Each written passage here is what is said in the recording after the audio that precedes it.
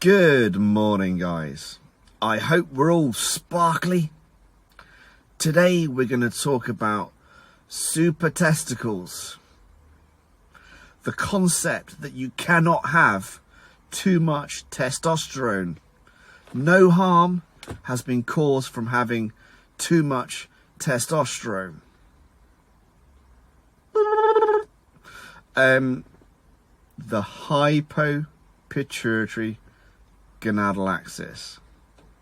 This is a self-regulating negative feedback mechanism whereby your own body shuts down testosterone production, or modulates it really, because you are producing varying degrees of testosterone throughout the day and night, because obviously your anabolic processes predominate at night time when you're resting, so you recover, grow, repair, prepare.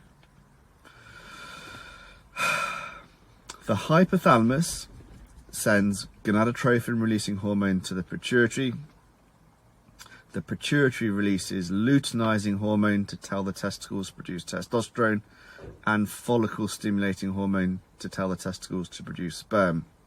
It's obviously a little bit more complex than that, but that's the basics. The testicles release testosterone. Most of that testosterone gets bound to SHBG and albumin. Only 2% of that testosterone is free to do what I want. You can use testosterone as testosterone. It gets converted to dihydrotestosterone by 5-alpha reductase, and it also gets converted to estradiol through the aromatase enzyme that is located in numerous tissues. All of those hormones feed back to the brain to tell it you have enough testosterone. Again, it is slightly more complicated than that, but that's the basics. So your brain is being told you no longer need to produce testosterone because your body has enough. Now, this is slightly complicated by the fact that we have a propensity, I've said it, propensity to aromatization.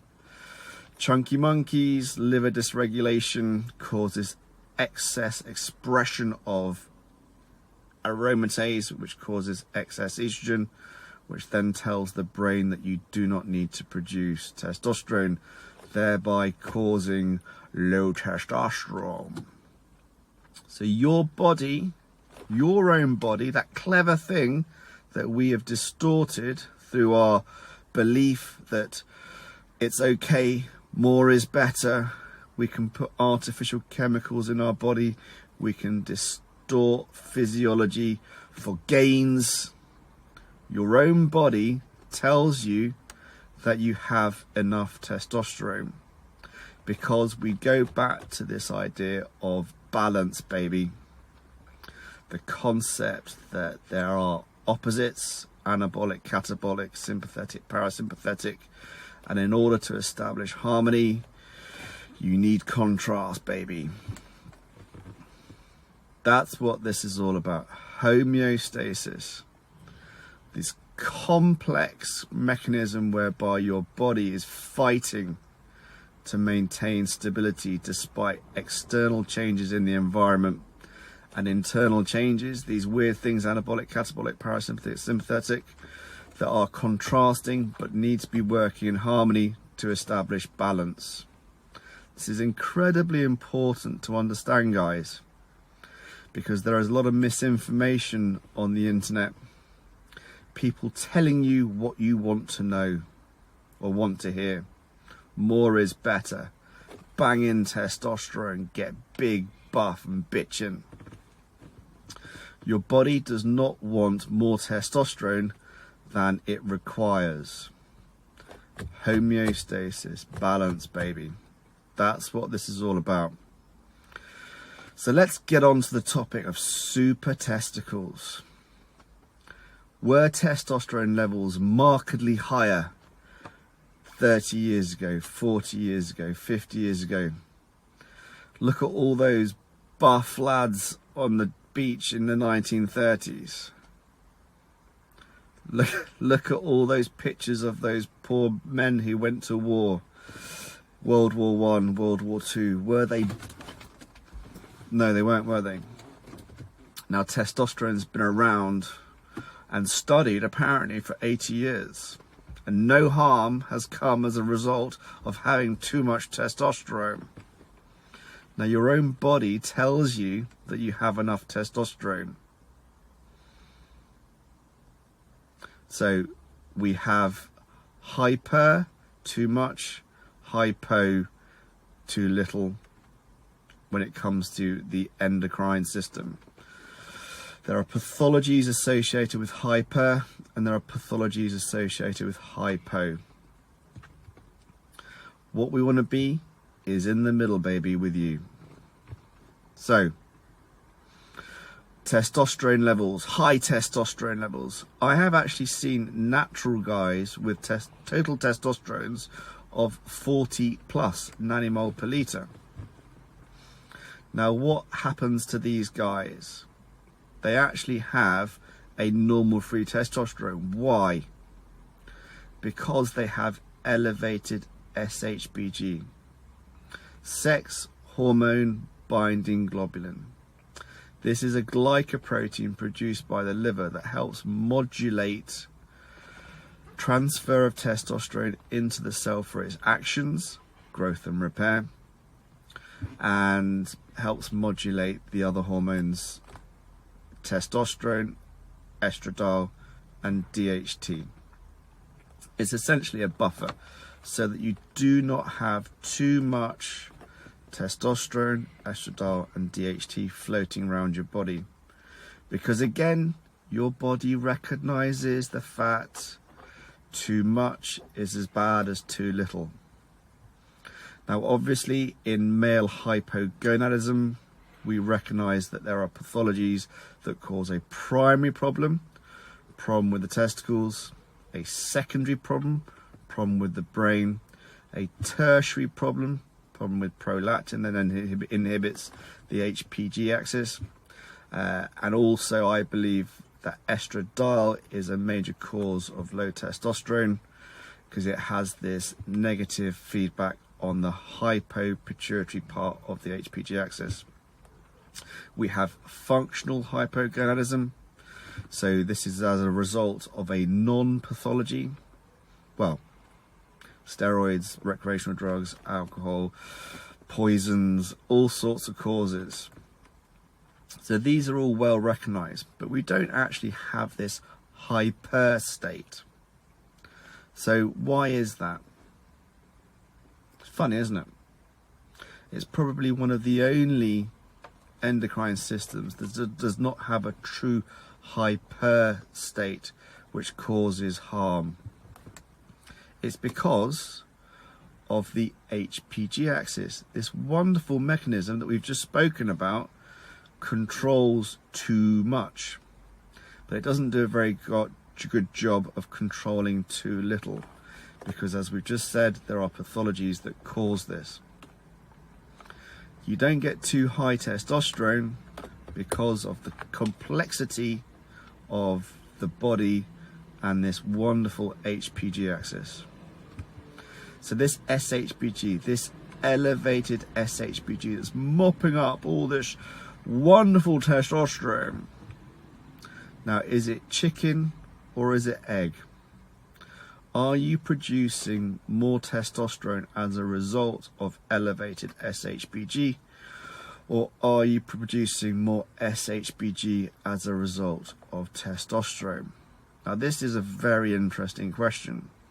I'm not 100% sure on the answer, but these guys that we have seen with high testosterone, which is super physiological when you think about testosterone, but it's not super physiological because of a normal free T, estradiol and DHT. What happens to their LH and FSH? Interestingly enough, these are actually normal.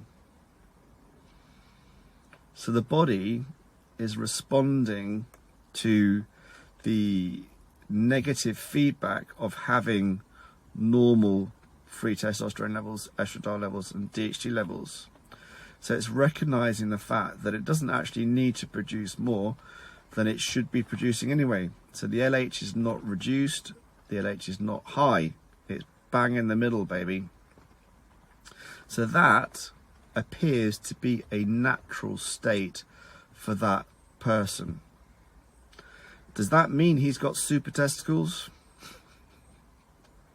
It means that's a natural state for him. Now, whilst he does have high total testosterone, his free testosterone is normal. Isn't it fascinating? But testosterone causing harm. I've spoken about this before. Obviously, as we know, with every endocrine system, there is a hyper and hypo. Now, when we're thinking about administering exogenous testosterone, we are creating an artificial state where we are elevating testosterone. Well, we're actually normalizing testosterone, but the bozos are elevating testosterone because they all want to be big, buff, bitching and whatever. But more for them. Physiology is fascinating. If you have an understanding of the mechanisms involved in attaining homeostasis, you wouldn't want to distort it. So high testosterone, you might sort of start wearing a tank top and wearing makeup to do videos. You might promote dogma. You might have lots of drive and determination, which is one of the cardinal signs of testosterone. We want drive and determination, but we don't want that at the expense of empathy, understanding, and insight. My way or the highway. We learn from each other. True wisdom comes from listening, not spouting. When you promote dogma and closed statements, you've got nowhere to go. So we know that the lipid profile can become deranged with high testosterone. The LDL that takes cholesterol to the cells goes up and HDL goes down, and we don't want that. Erythrocytosis, again, the bozos would have you believe that you don't have to worry about this. Why? Because their levels go up. But if you've got too many red blood cells, this is a physical thing in a fixed space, which is the cardiovascular system. You imagine this thick red blood cell is going to make the heart have to pump harder to push the blood around the body. Now, we want red blood cells to carry oxygen to tissues, but we don't want too much so that it increases blood pressure and increases cardiac load demand. I keep getting that wrong. So with high testosterone comes high DHT. Now, in testosterone replacement therapy, you will never have an excess of DHT compared to testosterone because of the mechanism of action of the exogenous testosterone. But really, DHT, acne, everybody worries about male pattern baldness, but essentially because you don't have a high DHT compared to testosterone, if you go bald on TRT, it's likely that your dose is too high. You're just supposed to go bald. Embrace the bald, baby. 10% increase on the squats. Get a beard. That's 15%. I don't know. Prostate self-regulates itself. But DHT is good for muscles, good for sex. We all like a bit of that. Estradiol, we've spoken about this ad nauseum, so I won't go over it again. But again, the concept that you cannot have too much estrogen is retarded. Estrogen is integral for cognition, libido, mood, but too much causes anxiety. Estrogen is integral for cardiovascular health, a healthy endometrial lining. However, endothelial, sorry. Sorry, we're delving into female hormones now, so too many words going on in my head. So it's integral for cardiovascular health, but again, too much causes water retention and blood pressure issues. Gyno. My gyno is not because of estrogen. Yeah, it is. What do they give trans men? Is it trans men or trans women? I don't know. Men who want to be girls. They give them estradiol and they block androgens. So it comes down to this testosterone to estradiol ratio. I want to be a woman. What do you want to be a woman, Stan?